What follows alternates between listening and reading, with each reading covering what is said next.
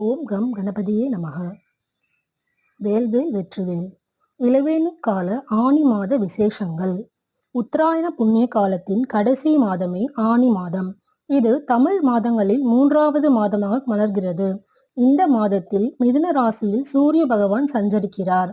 இது தேவர்களின் மாலை பொழுது என்று கூறப்படுகிறது. மேலும் ஆனி மாதம் இளவேனி காலம். கடுங்கோடையின் தாக்கம் நீங்கி இதமான காற்று வீசி நம்மை குளிரவைக்கும். ஆடல் வல்லான் நடராஜ பெருமானுக்கு வருடத்தில் 6 முறை மட்டுமே அபிஷேகங்கள் நடைபெறும். ஆனி மாதம் உத்திர நட்சத்திரத்தன்று ராஜசபை என்னும் 1000 மண்டபத்தில் சூரியன் உதயத்துக்கு முன் அதிகாலையில் நடைபெறும் அபிஷேகமே ஆனி திருமஞ்சனம் எனப்படுகிறது. ஆனி திருமஞ்சனத்தின் போது ஸ்ரீ நடராஜ பெருமான் தரிசித்தால் அனைத்து தோஷங்களும் விலகும் என்பது ஐதீகம். அனைத்து சிவாலயங்களிலும் மாலை நேரத்தில் ஆனி மாத திருமஞ்சனம் நடைபெறும்.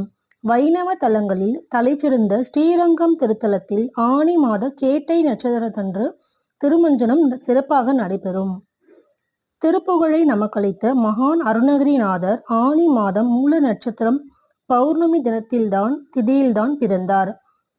12 ஆழ்வார்களின் ஒருவரான பெரியாழ்வார் ஆனி மாத சுவாதி நட்சத்திரத்தில் பிறந்தார். சமய குரவர்கள் 4வரின் ஒருவரான மாணிக்க வாசகரின் குரு பூஜை ஆனி மாதம் மகம் நட்சத்திரத்தில் வருகிறது. திருவாசகத்திற்கு உருகாதோர் ஒரு வாசகத்திற்கும் உருகார் என்று சிறப்பித்து சொல்லப்படும் அருமையான திருவாசகம் அருளிய மகான் மாணிக்க வாசகர் 32 ஆண்டுகளே இந்த பூமியில் வாழ்ந்தார். தனது வாழ்நாளில் பல்வேறு அற்புதங்களை நிகழ்த்திய மாணிக்க வாசகர் சிதம்பரம் தலத்தில் ஆனி மாதம் மகம் நட்சத்திரத்தில் ஈசனோடு இரண்டர கலந்தார். இதையொட்டி சிதம்பரத்தில் பல்வேறு சிறப்பு பூஜைகள் நடைபெறும். குரு பூர்ணிமா என்று அழைக்கப்படும் வியாச பூர்ணிமா வருவதும் இந்த மாதத்தில்தான். இந்த நாளில் அனைவரும் தங்கள் குருவை வணங்கி ஆசி பெற திருவருளும் குருவருளும் சேர்ந்து கிடைக்கும். பொதுவாக நிறைய கோவில்களில் கும்பாபிஷேகம் ஆனி மாதத்தில்தான் நடைபெறும்.